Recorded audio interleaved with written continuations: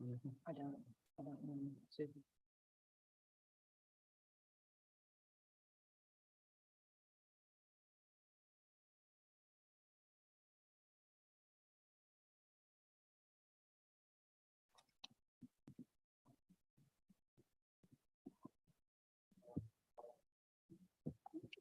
Okay, everybody ready? Middlesex County Public School meeting for Public School Board meeting for August the 8th, 2022 is now in session. The chair will entertain a motion to go to closed session. So move. Is there a second? Second. All in favor? Indicate by saying aye. Aye.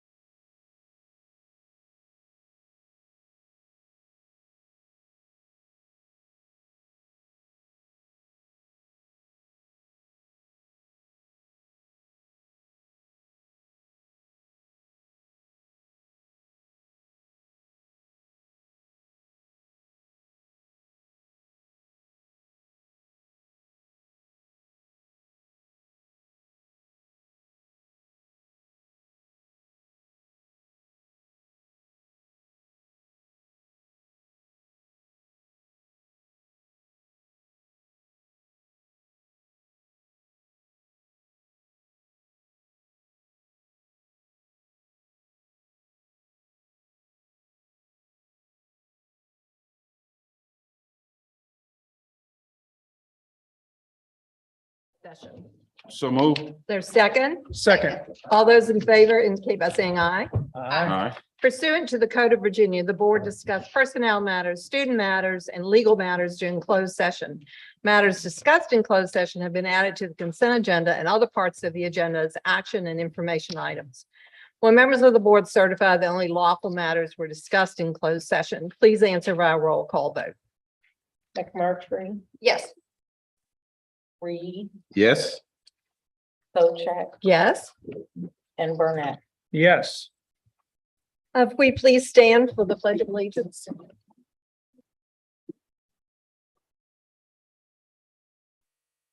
I pledge allegiance to the flag of the United States of America and to the republic for which it stands, one nation, under God, indivisible, with liberty and justice for all.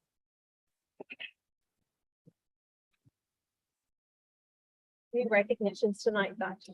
Titans? I would just like to, even though I didn't invite everybody to attend, they've been here for a very long day, just recognize all of our 12-month folks who have been working very diligently to get all the behind the scenes work done, whether that's the administrators and the office staff, our directors, our maintenance crew, our transportation crew have just done an exceptional job this summer as we get ready to welcome everyone back. I want to send a thank you to those who are here, and we'll thank those who are not here. Great. There are just the financial addition to the minutes and the reading, the second reading of oh shoot, what are the letters? Policy JRC-R. Thank you. Is there a motion to approve these additions to the agenda? So moved. Second. Any questions? All those in favor indicate by saying aye. Aye. Aye. Any opposed? Thank you. Public announcements, August 15th is convocation. All staff will report. August 18th, open house at all schools from 4 to 7 p.m. August the 22nd is the first day of school. And September the 12th is the school board meeting at St. Clair Walker Middle School at 6:30. Floor is open for public comment.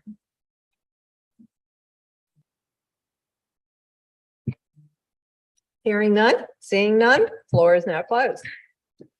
Board members, any reports? Ms. McMurtry?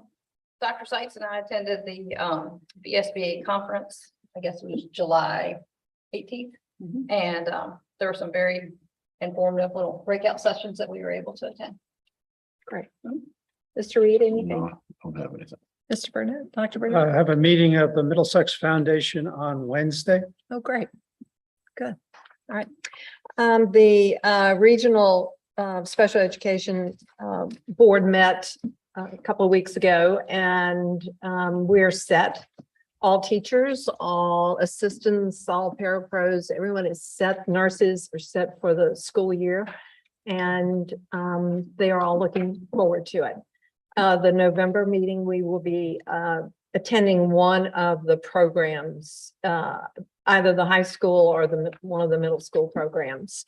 And so I'll report to you on that in probably maybe the November meeting. All right.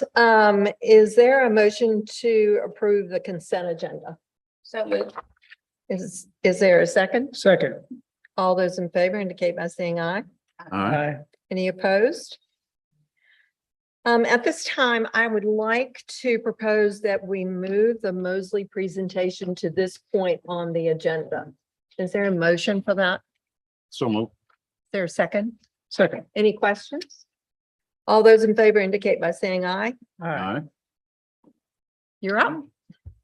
And thank you. I'll just do a quick introduction also. Thank you all for moving them up because they did travel from Richmond to be with us this evening. I think you remember we shared last week that they would be here to present the master plan study, and we have Mr. Stephen Halsey and Mr. Kenny Durrett presenting to us. Thank you, Dr. Seitz, members of the board. We appreciate y'all moving up in the agenda. That's very kind of you all. I wanted to make sure we acknowledge your kindness in that. So We're glad to be back. Again, I'm Stephen Halsey, Managing Principal of Mosey Architects. We've got Kenny Dredd here tonight.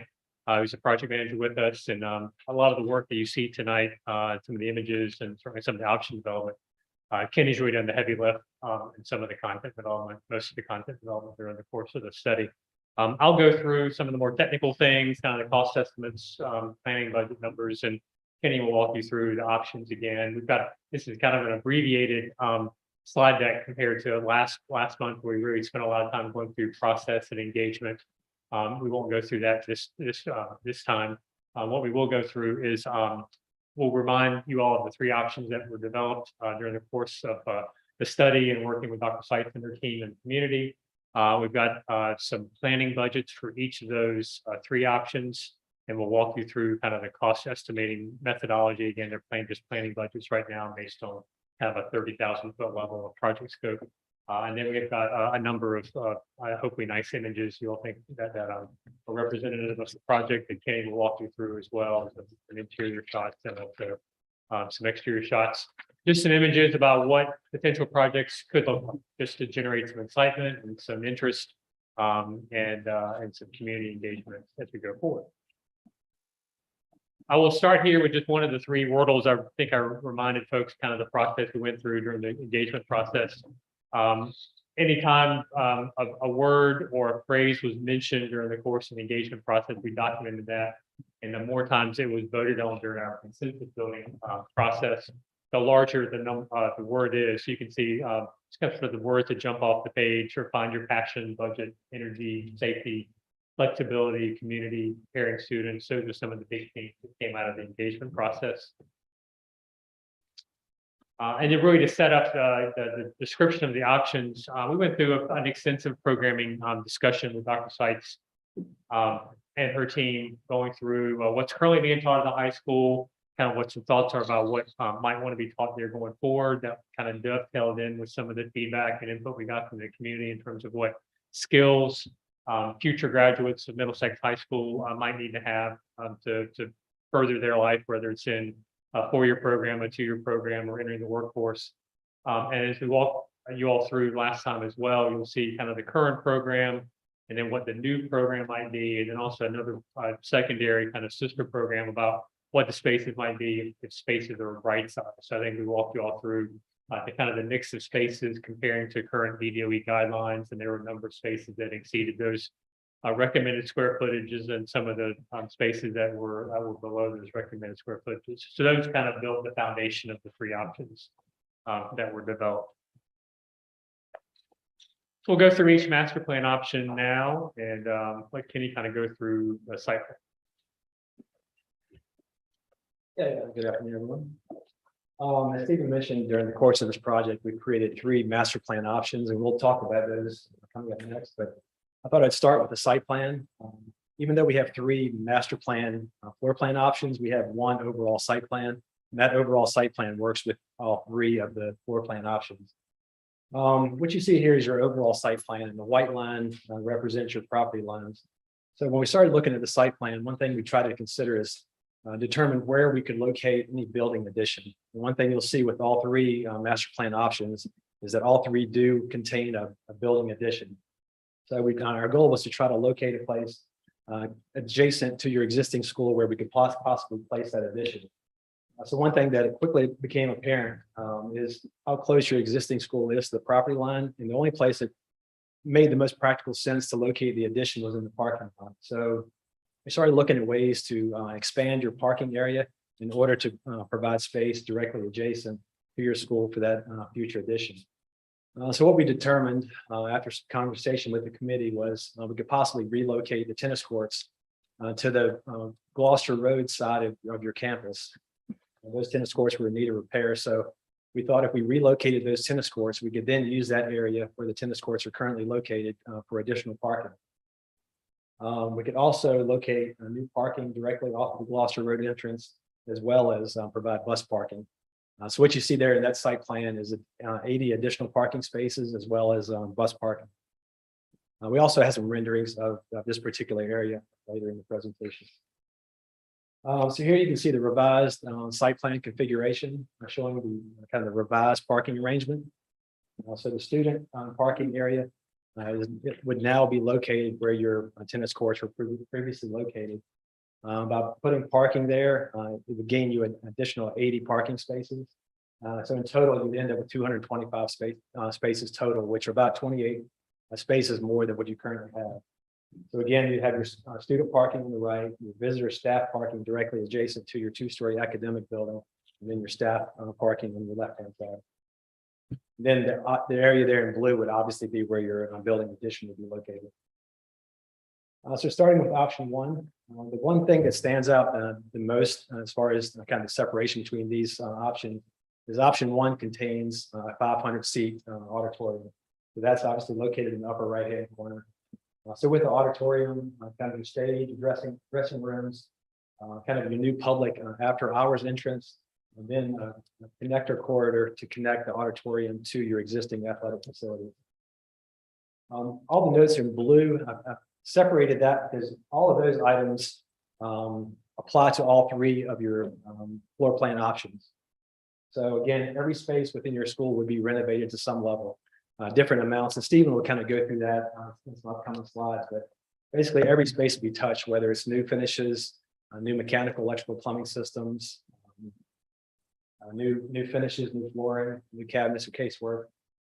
Also, all of your ADA issues would be addressed throughout the school. So right now, there's some areas like your toilets, some of your areas within your circulation corridors, they currently do not meet ADA guidelines. So that all of that would be addressed. For instance, your access to stages will be addressed. So again, in every option, all the ADA deficiencies would be corrected. Your existing athletic building would be reconfigured on the left-hand side. So those partitions will be reworked. So you'd end up with a new wrestling room, a new construction lab, and adjacent spaces would all be reconfigured to meet the new revised building program. We also incorporate a security vestibule in all three options. We have some additional images to explain that further, but basically it's to improve the safety and security at the entry of your school. So now all visitors upon entering the school would have to go into the administration area first before gaining access to the rest of the school. Once you have an auditorium built, you now free up that space where your current auditorium is located. So that space could become a forum, basically an expansion of your media center space, which could be completely reconfigured this arrangement. We also relocate the guidance area. In all three options, we remove the guidance, which is currently located near your front entry, and we move that over to the media center and create a second floor. So that's now part of kind of within the boundary of your existing media center. We do have some rendering to have that possibly look. And also option one incorporates the revised building program that Stephen just briefly talked about. Within option one, there are no kind of reconfiguration of the walls. The classrooms remain, some of the classrooms are smaller than what the Department of Education guidelines would recommend. Some of these spaces are 600 to 650 square feet. In this particular option, all of those classrooms would stay the sizes that they currently are. That's one difference. You'll see in option two, those spaces are reconfigured in order to make larger space. So with our cost estimating methodology, we look at basically 5 different levels of cost estimating. We look at a new construction cost, and then based on the level of renovation, based on each option in terms of how extensive the work might be in some of these areas, we do 4 different levels of renovation options. Renovation level. So one is an ultralight renovation, which is really just finishes and a general refreshment of the space in terms of paint and finishes. Light renovation would be finishes, casework, HVAC systems, electrical systems, maybe structural cabling, those kind of low voltage systems if we need to. That's kind of a more extensive kind of renovation of really looking at those spaces holistically. The third level renovation is medium renovation. So there's everything that's in light and ultralight, and also takes into account that we're going to be moving some walls around and doing some more intrusive renovation. And then the last renovation level is heavy. So that takes into account everything that's happening in ultralight, light, and medium. And in these kind of spaces, we'll be getting into doing some under slab work. So there might be some either kitchen work or toilet work. We have to get in under slab and start doing some more destructive demolition to make the space. So for each option, And kind of the methodology or process we'll go through each tonight is that Kenny will go through each option. I'll go through the methodology for each option as well. So we have square footages assigned for each of these different levels of renovation. You can see there on the right, ultra light, kind of the lime green, light, that lighter yellow, mustard color, medium, kind of the darker mustard color, heavy is in red. And the new construction is in that blue color. In some cases, there may be some building demolition, and certainly in option 3, which was the option where this located the wing located here on that side of the site that would be demolished, and a new 2-story 8th-grade kind of academy will be constructed. So there's more expensive demolition. So we have square footage assigned for each of those different levels of renovation. We've got some descriptions here, and the graphic is the same for all 3. We have some really current cost information in terms of what new construction is right now. Right now, today, it's running about $350 a square foot for kind of normal school construction across the Commonwealth. It may fluctuate a little bit, either way, based on either specialty systems, if they're pursuing some sort of high performance goals, or if they might be doing finishes and construction systems that might not be the one, might see that in a little less than 350 square foot. So we take we proportion that downward based on the different levels of renovation. So for planning purposes, not getting a more detailed cost estimator involved, we take percentages to that to arrive at $1,000 a square foot for heavy delay. So then at that point, it becomes a math exercise. We'll take square footage of new construction multiplied by $350 a square foot, and then the square footage of each of the renovation levels by the dollar amounts. And then there's a site work number that's generated as well. The site work number is consistent across all 3 options. It's the site cost, the site scope is the same for all 3 options. So we add that together, we get a construction cost. For project planning at this level, we're at the 30,000 foot level without really understanding phasing or construction durations. We itemize typically some of the project costs, which might be surveys, FF&E, furniture, fixtures, and equipment, testing, commissioning, design fees, permits. If this is going to be a phased exercise renovation, we might have some costs there for support from classroom cycle students in and out based on the phasing. So it's a pretty aggressive number right now, a pretty conservative number in terms of cost, kind of aggressive in terms of the numbers that they generate a total project cost. So typically, this cost right now in the planning phase, we would recommend about 30% of the construction costs to be set aside for this project soft cost. So that generates a total project cost right now for this particular option at about $20.5 million. And that is in today's dollars. So it's important for everybody to understand the inflationary environment right now. Going forward, we might be planning a percent to a percent and half of that total dollar amount going forward for the foreseeable future. We track inflation through the Virginia Department of Education for all the projects that were reported. We've got lots of math behind the scenes.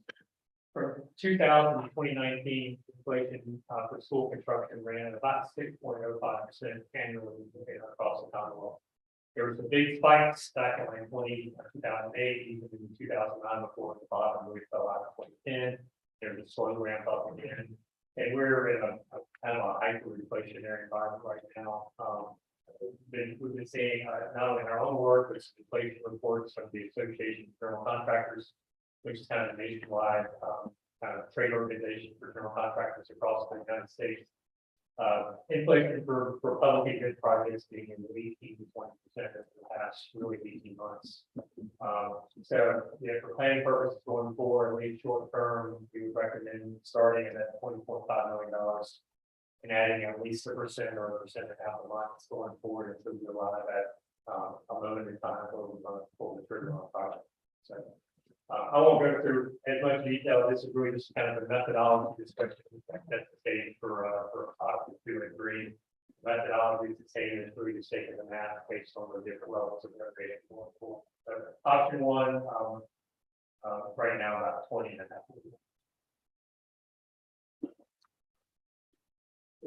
Option 2. The biggest difference between option 1 and option 2 is the size of the addition. Option one added the 500-seat auditorium, but option C not only adds the 500-seat auditorium, but also adds an auxiliary gymnasium, which you can see directly adjacent to the auditorium itself. This also right side of the classrooms. So again, we evaluated your entire plan. We looked at all the spaces that were less than their kind of recommended guidelines. So this plan shows some reconfigured partition in order to increase the size of those classrooms. So that is reflected on the next slide where Stephen will talk about the cost estimate. You'll see kind of an increase in cost of the area of partition, kind of relocation modifications in order to right size all the classrooms. Also right size other areas like the administration, the guidance. One thing I failed to mention in the previous option one, with the addition of the auditorium auxiliary gym, we also get new toilets directly off of that kind of main access corridor, connecting their after hours entrance into their gymnasium. Again, everything else kind of stays the same, similar to what was in option one, as far as renovating the entire school, increase or updating all of the. Do you lose classrooms by right sizing? No, one thing that we actually gained in option one, there were some spaces that weren't currently being used, so we used that space up. Mhm. Option one actually added a few extended learning areas. Okay. That we do not have in this particular option, just because, like I said, we increased. Right size. Square footage to use some of that space. Okay, thank you. Fit everything in there. This option here actually has an extended learning area right on adjacent to the media center. You'll see that space on one of the layers as well. What would an auxiliary gym be used for? So right now, this auxiliary gym is just an extension of the gymnasium. It's sized to have a volleyball court. So it's a full-size volleyball court to fit in there. Also a half-court basketball court. And in the back, there's a mechanical room, laundry, and an office associated with that section. In order to build that size auxiliary gym, there's a slight amount of demolition required. The far right-hand side of the existing other complex has some storage rooms along that wall. So that area will be removed in order to increase the size of the auxiliary gym kitchen. So for cost estimating methodology, getting into the demolition, that kind of sliver, we could just kind of pull up to the top of the page. That's immediately to the right of the fitness and locker room. So that area would be demolished, so just to get a sense of scale on that design demolition we would anticipate, and also it's getting into the more light and medium renovation in terms of reconfiguring some walls and right. At the bottom of that image, you can see that blue area. That's just the second floor of the guidance. Just pull down below the floor plan, but that new square footage would actually occur above, within your current confines of your existing media center. Above the extended learning.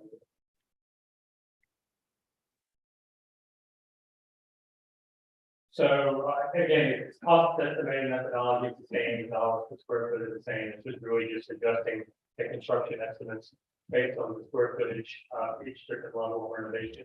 And then there's a little bit of demolition involved too, with that sliver of space by the existing athletic complex that we demolished.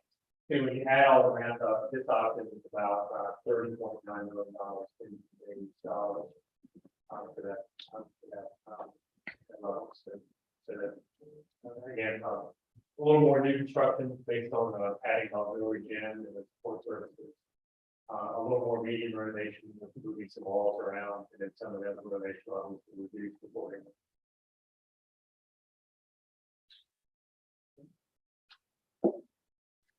Okay, option three. The biggest difference between option two and option three is the fact that option three brings the 8th grade students over to the high school campus. So again, because the amount of free space is very limited, in order to build the classroom necessary to bring the 8th grade students over, we thought we would have to demolish some of your existing school. So the area shown in red in this particular option would be removed in order to make way for the new 8th grade expansion. So again, option three, this adds about 50,000 square feet total new construction. Option one added 16,000, option two added 22,000. So there's obviously more square footage being added in this particular option. We did get a 500 seat auditorium, auxiliary gym. This one actually includes the cafeteria expansion, which you can see there green just planned north of the existing cafeteria. The reason we had to do that is just because you're obviously bringing more students over to 8th grade, we can expand the cafeteria to serve that population. This option does include right size classrooms as well. Again, the cost estimate, same, you can see again, the larger amounts of square footage for building demolition. The athletic demolition, building, athletic building demolition is the same. You see that wing there on the left, make way for additional high school classroom and 8th grade kind of wing located there. And as Kenny mentioned, everything else from option two remains doing the same, except for adding that additional dining space, dining capacity to accommodate 8th graders. So a little more new construction.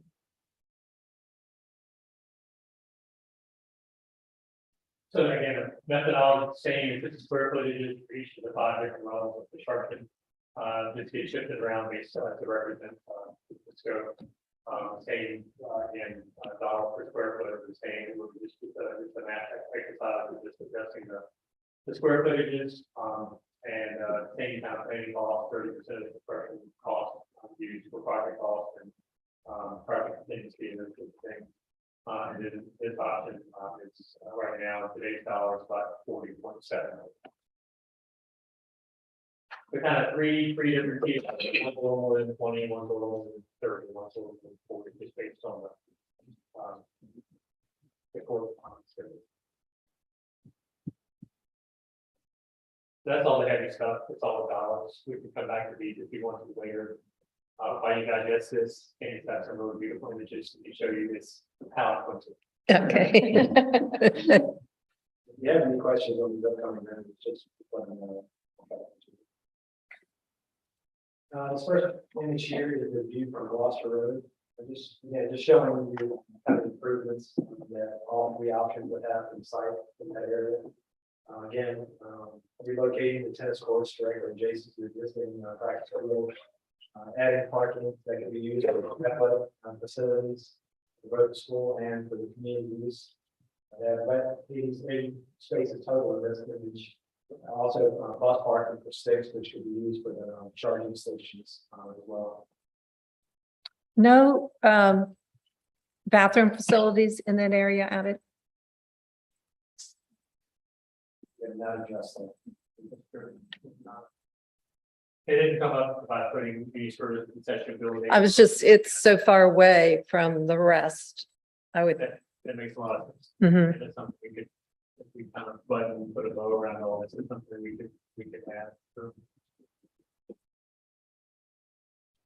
And this next view is kind of an overview of your entire site, as far as the location of the school and the addition. You can see on the right-hand side, newly configured parking, student parking where the tennis courts were previously located. You also see the addition of the auditorium and the auxiliary gym in this particular rendering. So this rendering here is the option. This is actually option 2. It doesn't show the classroom addition. You can start to see kind of the massing and the configuration of the addition, as well as kind of the main entryway into your auditorium addition, just kind of nighttime access entryway for that addition. Another thing that came up was try to improve the circulation and the congestion issue at the front entry of the school. So this is your existing conditions. The conversation was, let's try to widen that. So instead of a pair of, let's have 2 pair of, so wider from 60 to 12. But we wanted to respect the current kind of aesthetic character of that entry. So we go back with the same type of architectural detail and the trim work that you currently have, just simply widen that. Yeah, so widen from that to 12. And this next color view just kind of shows the concept of a security vestibule. So the idea behind this is that we would add this second kind of pair of doors, set of doors, so that all visitors would have to, after the school is open, have to enter into the administration area first before gaining access to the school. Because that second set of doors would be locked during the school day. We also reconfigured the main area so that we have more glass, and reconfigured the administration area as well, so that the staff have a visual connection between everyone coming into the school together. Better sight lines to this also kind of almost cropped off with this upper left hand corner is where your current guidance area is located. So by relocating the guidance, it opens that area up to have kind of more open lobby space. So this is your current library. The next image kind of shows the after. This is before, and the next image is the after. You build a connected picture by looking at the door, the two windows there. So this is just kind of one idea of how it's possible.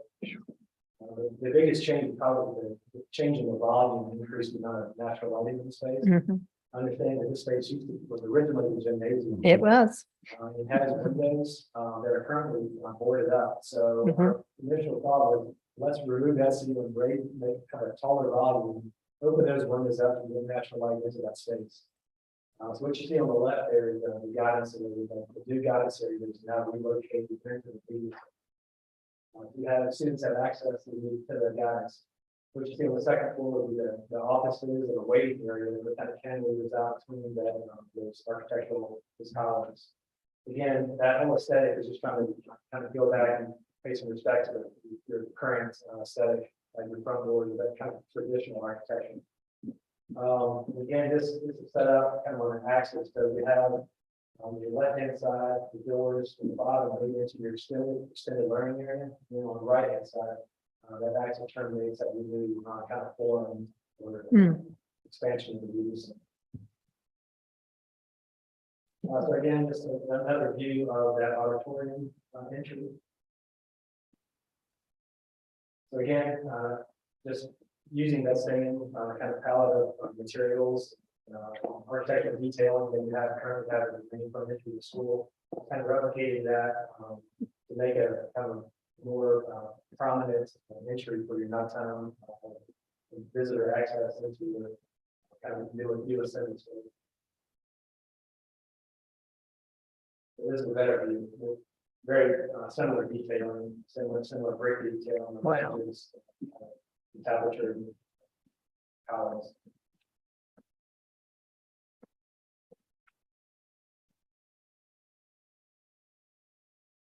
This next view, this is a cutaway view, so you can kind of see the piece of parts of that addition.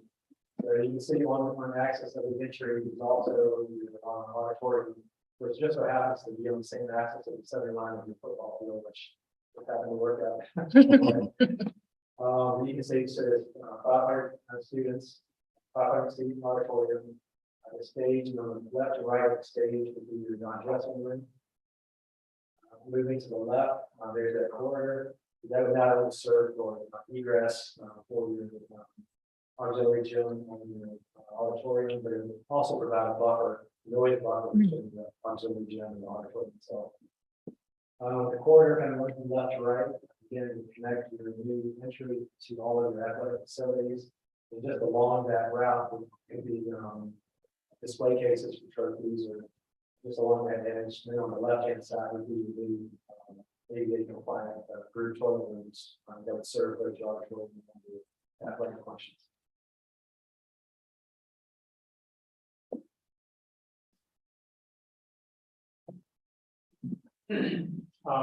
Next steps, really tonight's kind of the culmination of the process. We put in together kind of a final document that we deliverable in addition to all the slide decks. And we talked a little bit about last time about if there's a desire for any additional public engagement or report back to the community group. We'll certainly be available to do that as well as we start to wrap things up. But this is kind of the close to the finish line of the process. And with the information put together as well, I think they might have we were kind of we're still working on. I think like the image of the forum space kind of in library looking back to the forum. I think that's really kind of the big kind of instructional gesture that happens inside the building. So in whatever the final level is, we'll have that included as well. That's really the timeline we follow today, kind of where we are now. So I'll be glad to answer any questions, go back through the heavy content, more fun content, whatever you'd like to see.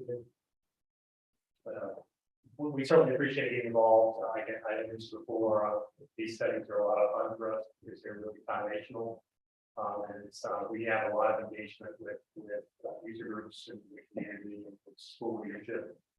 Really we're able to kind of provide information that's collaboratively that you all are here to help the school system and no one wants to provide use for decision making going forward. So we certainly appreciate the asking call.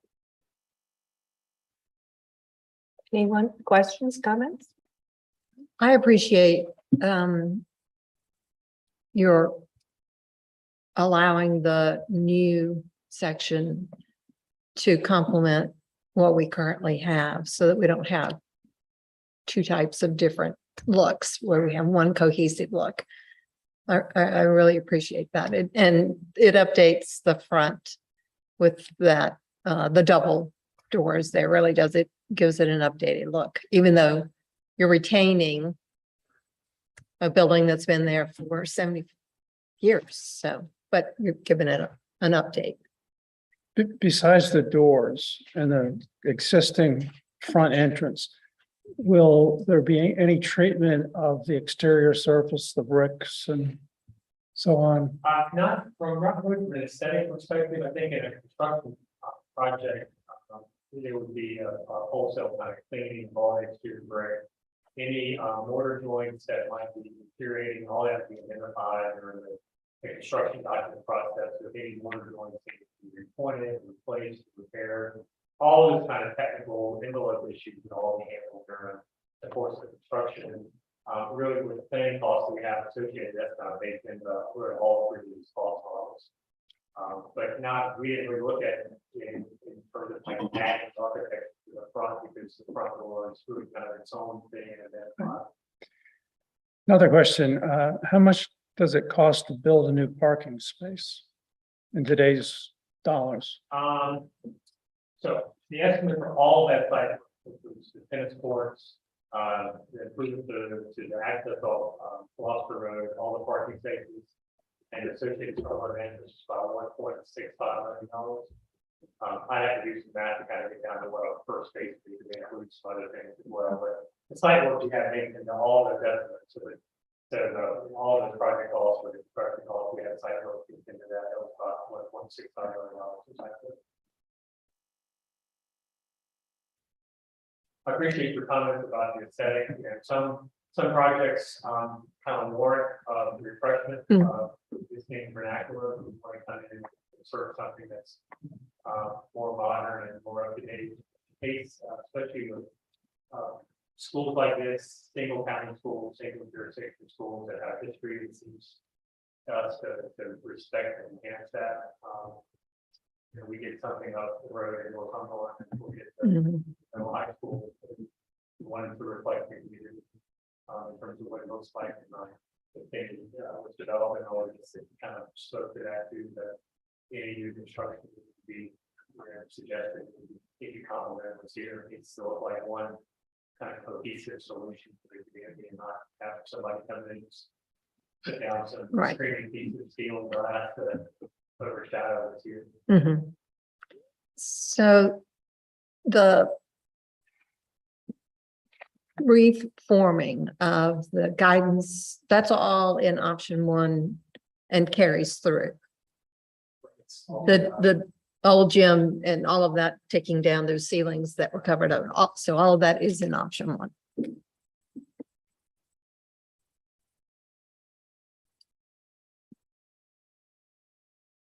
It's better if I have it in front of me. Our brain's got a lot going on. I should have printed it out. I will say, while you're thinking of other questions, it has been a very collaborative process. I think when we first started, there were many options that they brought to our team that was looking at it. And we kind of pulled and chose the ones to make it into 3 options that could be presented to the community. If they brought 7 options here, you would never think of a question to ask, nor could they present you a cost, projection for that many options. And so they were able to bring some things to the table to us, and then we would digest them and we'd get back on the Zoom call, or they came back out to the school board office and we worked through some of that. And so like I said, I think it's been a very collaborative process and trying to take what they got from the community back in, I guess it was March. And then work with the leadership team on what to present. We tried not to go, certainly, tear it all down and we need a new school. I don't think any of us felt like that's where we needed to go. And this doesn't mean that that's once the county makes a decision to move forward, it doesn't mean that you're only tied to what's an option 1, 2, or 3. I think that we made that a little bit clear last time also. That's correct and important. It's like I mentioned, a lot of times we start these studies and we throw everything against the wall and we start to tear things down. At some point, the differences between some of the options became so minute that they weren't different enough.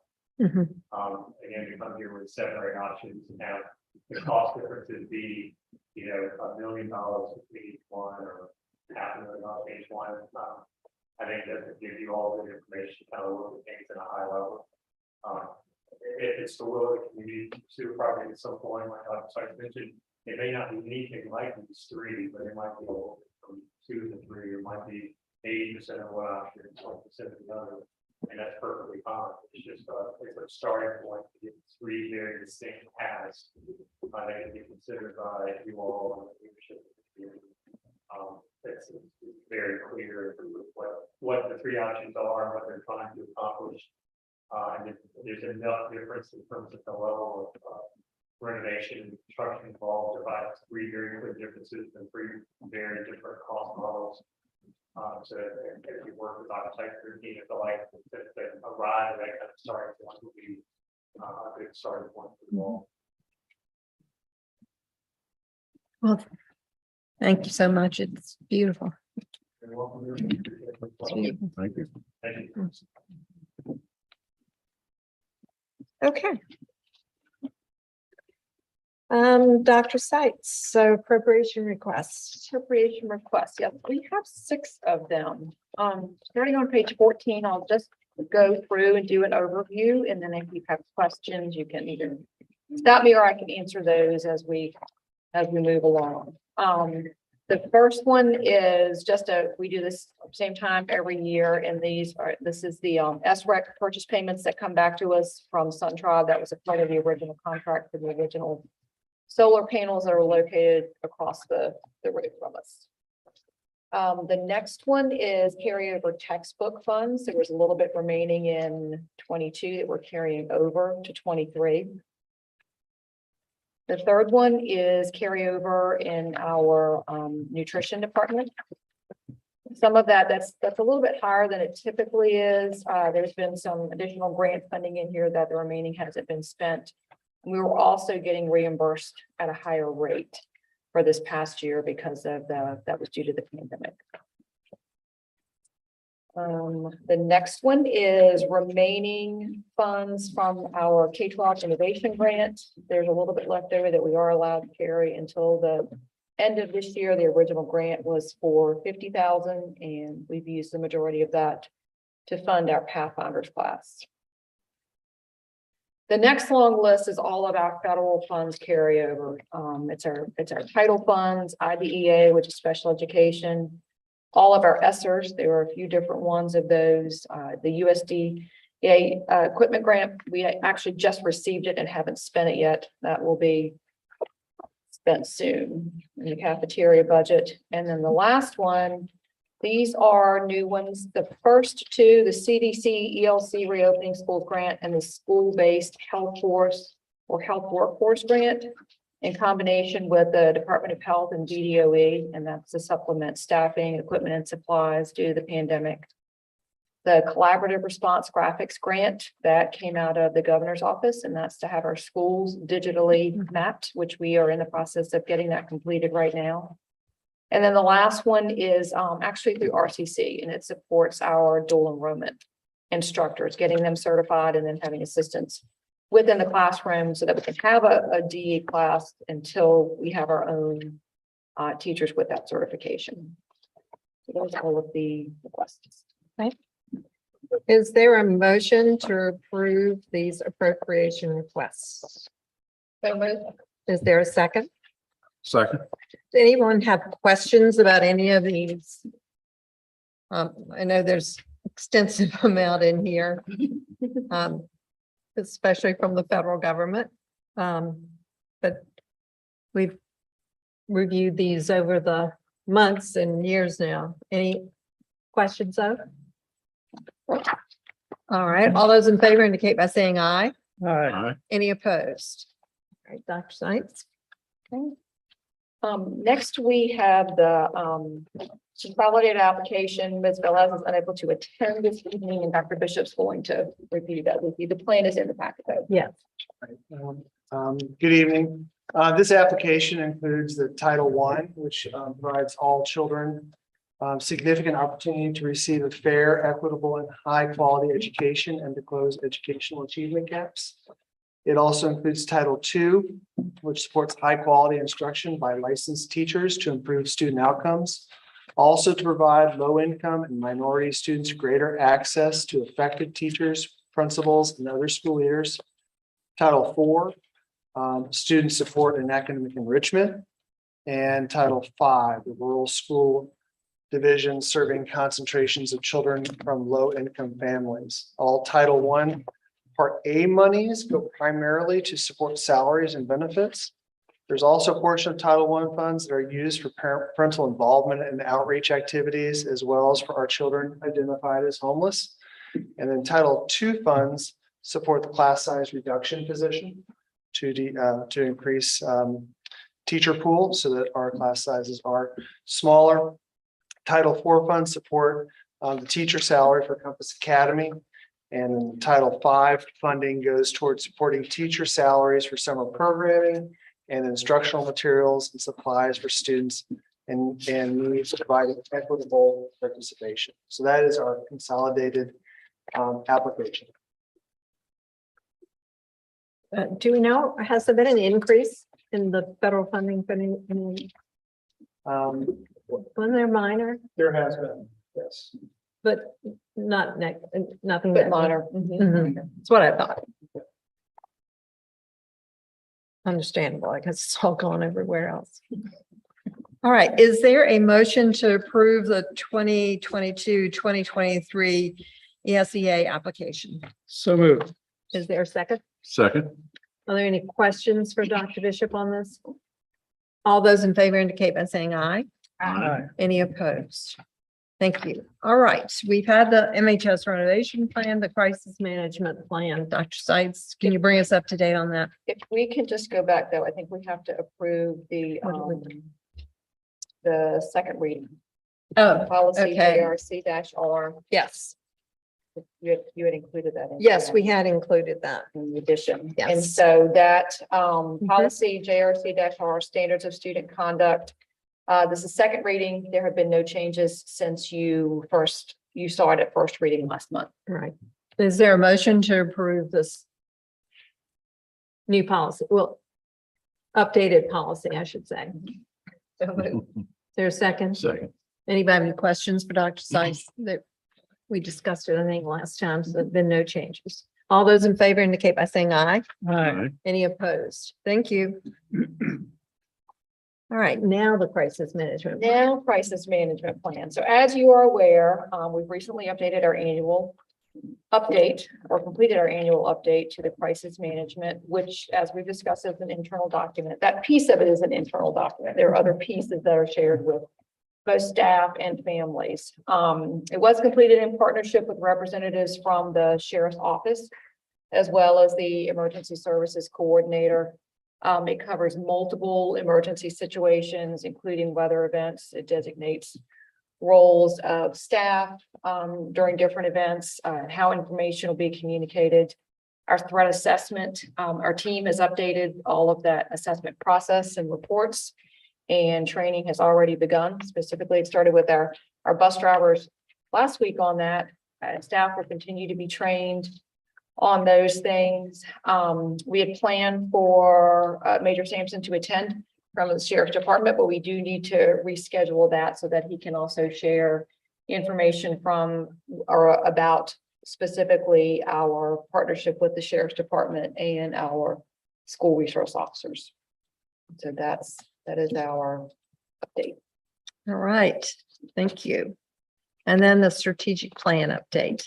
And so I might walk down there so that I can Okay. use the clicker there, just to update you on where we are and where we're going.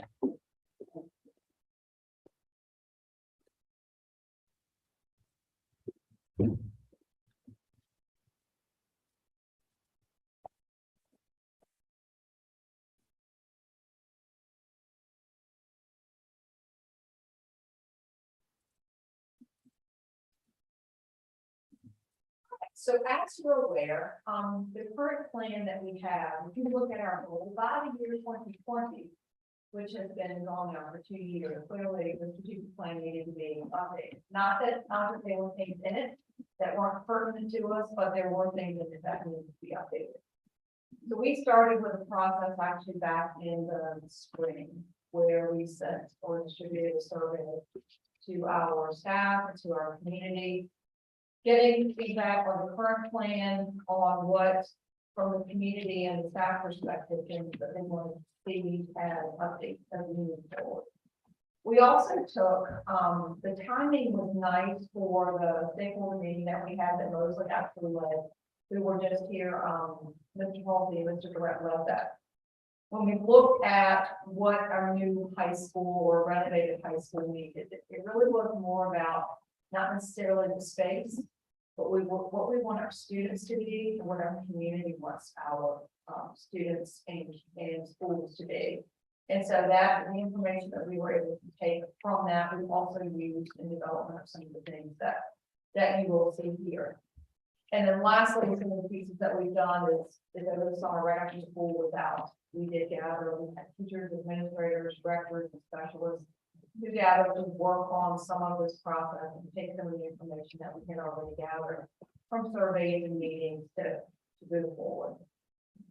And so there's some things within our plan, and within what we're already doing that we don't want to make changes to. Our core values, which technically we established after the strategic plan was developed.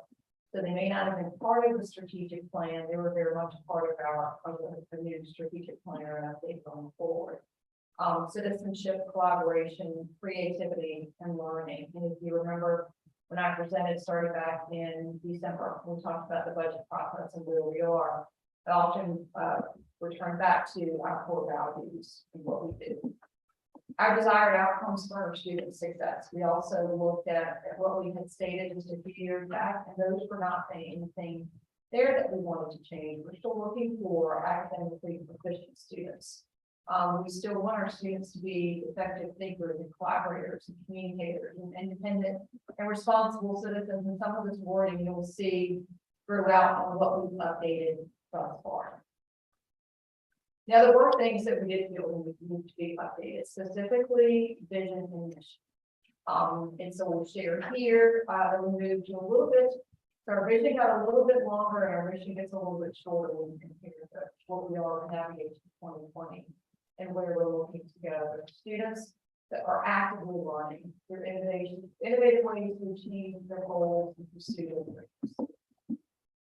Our mission, like I said, got a little bit shorter. And we took a look at what the current mission was. It was quite lengthy, and what we wanted to do is have a mission that everyone that works in our community and lives in our community can become familiar with, and there's certain words in there that stand out. Again, which you'll see move throughout our plan. And so what are we going to do going at school? We're going to engage, inspire, and empower our students. And why are we doing that? It's because we're developing them to be confident, passionate, and responsible. And so some of the work then that we took on when we gathered together this summer with the team, it's, I guess, close to 30 of us that started this work. Again, the work's not done, and we'll share certainly what our next steps are. Our current plan has 5 strategic objectives. We moved that to 4 because we really combined a couple of the objectives, teaching and learning and balance assessment. We can combine a deeper learning theme. And you'll see some of when I shared what we were developing as a new mission, you'll see in deeper learning, we will go to that. And that the opportunities that we have for our students are diverse and that they're promoting their confidence, passion, and responsibility. When we look at our learning environment, we want our division to provide a safe and supportive environment that meets the needs of everyone in our school community. Capacity building, that we have lots of conversation on this also, where we are. We just shared and we approved personnel, but we want to make sure that we're creating that environment that's respectful and supportive to everyone in our school community. And then lastly, that we are very structured and focused in creating and engaging partnerships that sustain not just our school, but our entire community. And those are some of the things we took out of the, like I said, the survey information we got back, and then the actual 5.2 that those are the points. And so those are just the pieces of it that we've already created, and now we need to move to our next steps.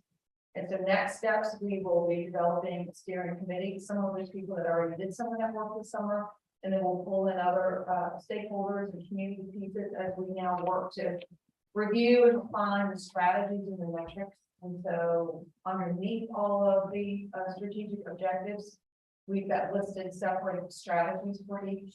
And then below those, we want to be able to measure those strategies and make sure that we are putting these things into place and that we know whether what we're doing is working or not working.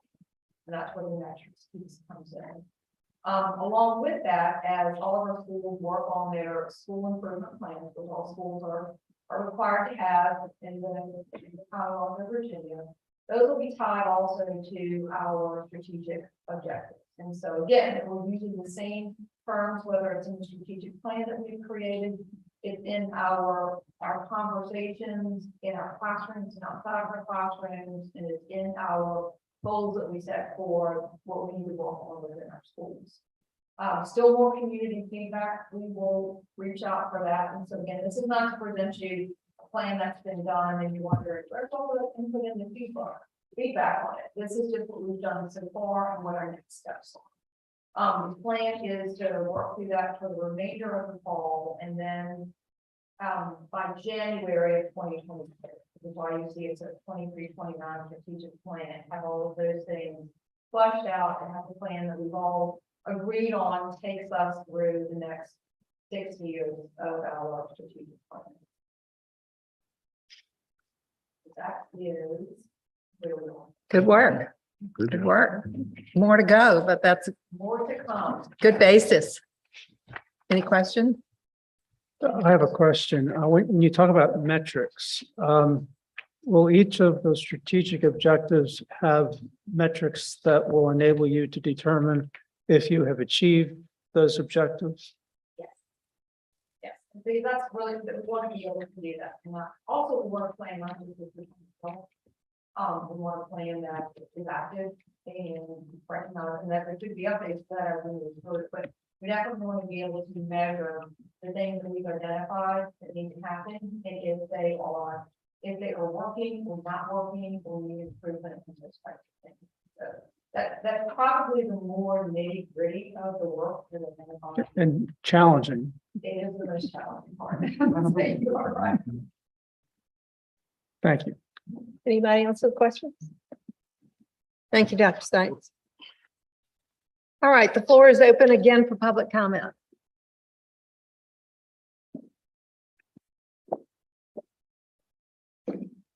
Hearing none, floor is now closed. Dr. Stites, when you get to your seat, do you have anything else for us? Nothing new. I did want to share that our new teachers started today. We had them here at St. Clair Walker for most of the morning, starting with breakfast and getting to know each other, and they got their technology and logins, and we all had lunch together, and then we sent them on their way to their to their schools. So they were smiling, and everyone was excited to be in. So we are ready to roll, just about. And when do the teachers? So Returners. we've got a couple of days this week in our calendar that were considered flex days, and teachers were able to, if they were able to come in over the summer and get some of that work done, then this was reserved as just days that they could be in their classroom. So if they've done that, everyone reports on Monday, the 15th for convocation, which is here at 8:30. With a nice program kicking off at 9 o'clock. Okay. Is there any old business to come before the group? Any new business?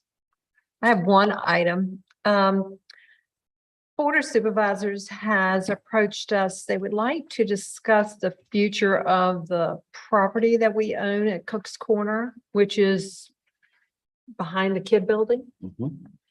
And so I was wondering if you would agree to get together with them at some date appointed. I'm not sure what their ideas are, but they have expressed an interest in discussing this. And so would you all be interested in discussing the future of that property? Okay. Dr. Burnett, Sure. everybody? Okay, well, we will pursue that then with them. Thank you. Any other new business from anyone? If not, we will entertain a motion to adjourn. So move. I second All those in favor indicate by saying aye. Aye. All right. it. 8:30 next Monday.